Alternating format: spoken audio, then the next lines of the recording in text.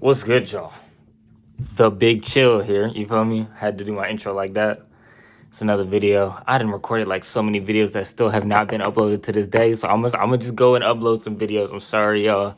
I've been gone for so long for no reason. So many different reviews I should be doing. I still haven't even done a damn Spider-Man review, and I've been meant to do that. But here we go. The Batman review. So the Batman. Let me start. I don't even know exactly what I was going to tackle in this review. I guess I'll say I'll do cons first. So cons, I think my biggest con was the length of the movie. It was a little too long. I don't have a big problem with lengthy films. I mean, I love Dark Knight Rises. That's probably my favorite Batman movie, as well as this one. And that movie is extremely long as well. But the difference to me is Dark Knight Rises plot literally rises. As you're watching the movie, things start to build and build and layer and layer. And then boom, you hit Batman versus Bane. And then they fall and then build and build and layer and layer. And then boom, you hit the climax. So it just feels like everything is flowing so well.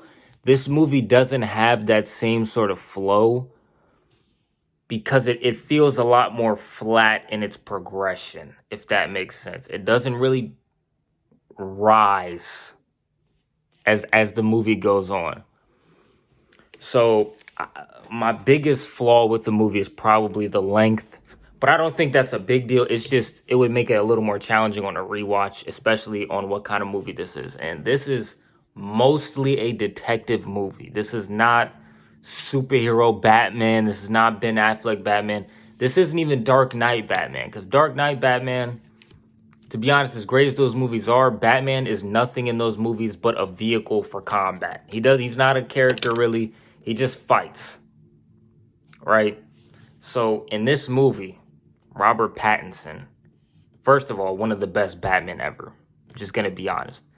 I swear 85% of this movie he's Batman. There's barely any Bruce Wayne at all. And I've been saying ever since Ben Affleck was cast, I want a Batman movie that is literally just the Arkham games as a movie. Make a movie where he's doing detective work and it's one case, one night, all Batman. It's not one night in this movie, but it's that same thing. It's essentially one problem or a couple of problems, straight Batman. Of course, you got Catwoman, you got Penguin, played by Colin Farrell, who was amazing. You got the Riddler, who was great. Just to go into my other con, I would say would probably be the Riddler. I think his plot and the storyline was great, but coming off the last Batman films, coming off Dark Knight, coming off Dark Knight Rises, the best parts of those movies were the villains. To me, at least. Best part of Dark Knight, Joker. Best part of Dark Knight Rises, Bane. Bane is literally quote machine. Somehow they wrote a character that doesn't feel like he's reading off quotes, yet at the same time, every line he says is a quote. I don't know how you did that, but they did that. Christopher Nolan was goated for that, so, or the writers, whatever you want to say. Tom Hardy as well. So in this movie, I don't think Riddler had that same impact as a villain. I think what lacked in the Nolan films, not that Christian Bale was a bad Batman, but Batman was not as interesting as the villains. What really made those movies to me was the villains. This movie's in reverse. Batman made this movie. And then the Riddler was just there to fuel the movie. To make the movie happen, we needed Riddler, but really the best part was Batman. Let's get into the pros now. Those are all my cons. Pros, let's just start with Robert Pattinson. A little suspicious when we first heard about him. I was like, but he's not terrible, so I'm open-minded. Really wanted that Ben Affleck film back then against Deathstroke. I still want that movie, but Maybe that means we can get a Teen Titans film against Deathstroke. So seeing him in the movie, he's such a great Batman. Like the looks he gives, specific scene where a character is talking to him and he's replying just by looking at him. The character will say something and then Batman will go, and that's all they needed to hear. You feel me? He said nothing. He'd just look at people. Very silent, very stoic. I loved his portrayal of Batman. Probably my favorite portrayal of Batman, to be honest. I just like he had that menacing, shadow lurking feel that I feel like some of the other Batman missed. Ben Affleck was great, amazing, but he didn't have that. I never took his Batman that seriously. He didn't have that mystique to him that you see here. People are literally afraid Batman is there just by seeing the symbol in the sky. Anytime they're committing a crime, they're running off and he's not even near them. They're just afraid he's here because he's in the shadows. They feel like Batman is everywhere. I just love that kind of feeling. Gotham City was great. Gotham City felt amazing in this movie. Dark, gothic, gritty. It didn't have super real world like Nolan, but it was still very grounded. It took like that Tim Burton-esque gothicness, but grounded it almost like Nolan. But it wasn't so just real world that it was Nolan. It was definitely set in a very gothic, like, imagine if Crime Alley was literally a city. Like, that's what it just trash, filth, just the city looked disgusting. Any place we saw in the city looked terrible. I think Zoe Kravitz is Catwoman.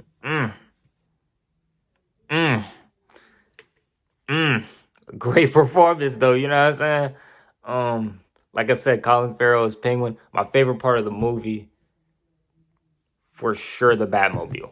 When the Batmobile comes out, and bro, and the shot where it's upside down and you see the Batman walking, fire, bro. So then, I liked a lot of this movie. Something else I really liked, probably my second favorite thing in the movie, is the amount of detective work. This is what I've been wanting to see in a Batman movie. We have yet to see Batman truly be a detective and research a case to try and solve what the villain is trying to do. We've seen minor things of that in like Dark Knight, minor-ish in Dark Knight Rises, but it wasn't really like Joker was setting up some higher scheme. Bane definitely was, but even then he wasn't really researching Bane because he was kind of out of the Batman work at that time. So in this movie, we really get to see Batman be a detective. I mean, I'm not going to try to spoil the movie, but I've been spoiling it anyway. He's using detective vision. He's recording different things. He's patching scenes. He's doing all that. It's really just Arkham Batman. It has that definitely has that Arkham feel.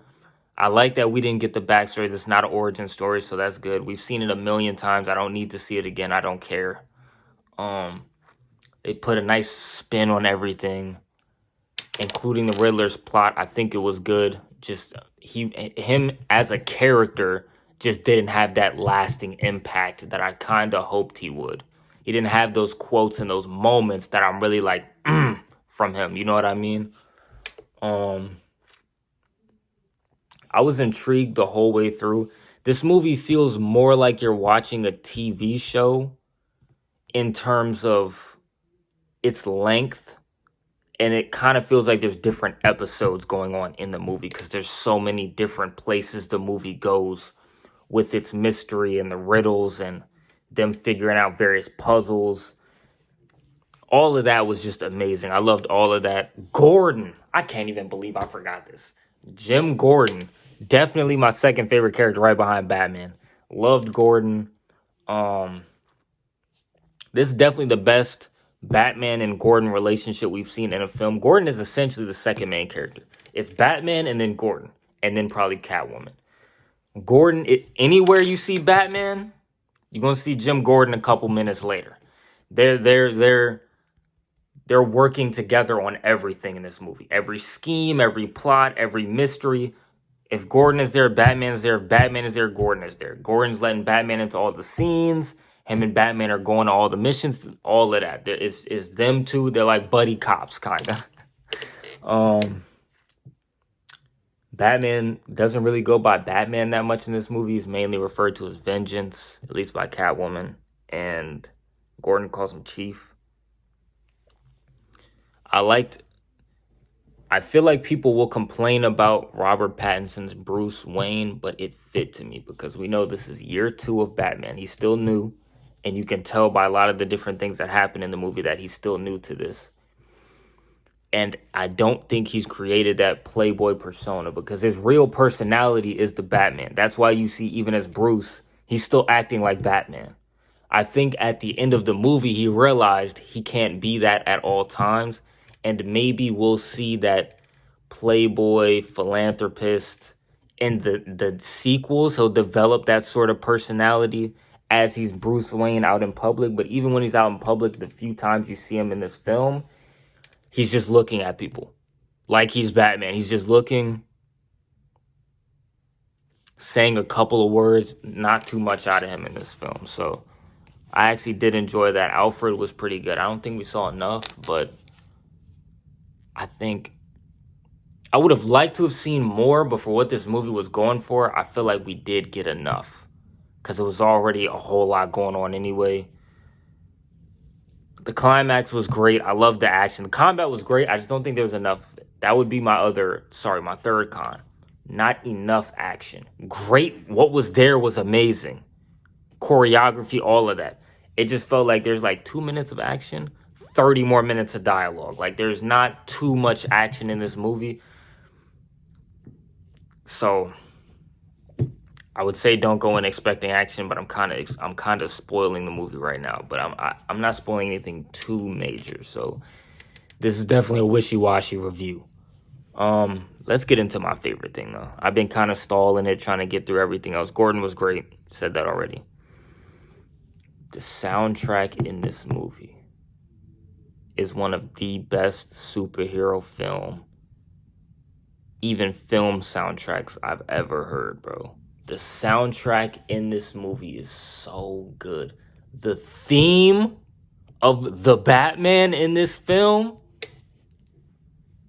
I mean, you hear him walking in. First of all, I love the boots because they add a impact to his step, and they almost sound like they have spurs on them. Like it has a jingle every time he steps, kind of like he's some outlaw in the Wild West or some shit.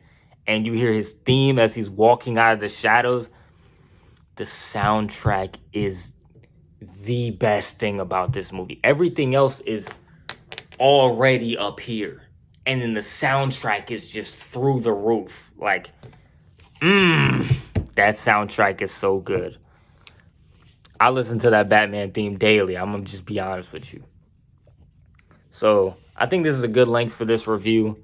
I touched on just about everything. I think the villains were great. Catwoman came in and out of the film a little awkwardly sometimes, and I would forget about her, and then she would pop up, and I'm like, oh yeah, Catwoman's in this movie.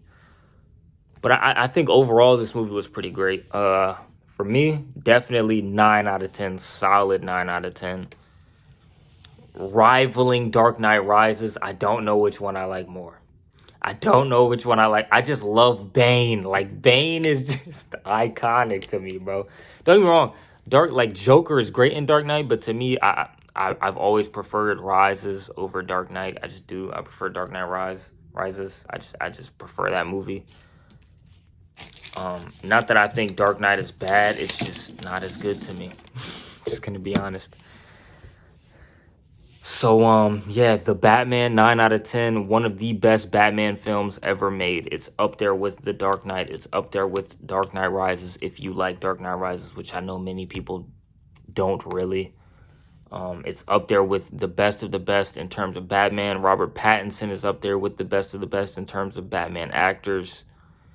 The action is up there. Cinematography is amazing. There's so many shots in this movie that are just beautiful. But like I said, solid 9 out of 10. And I'm going to catch y'all in the next video, man. Peace out.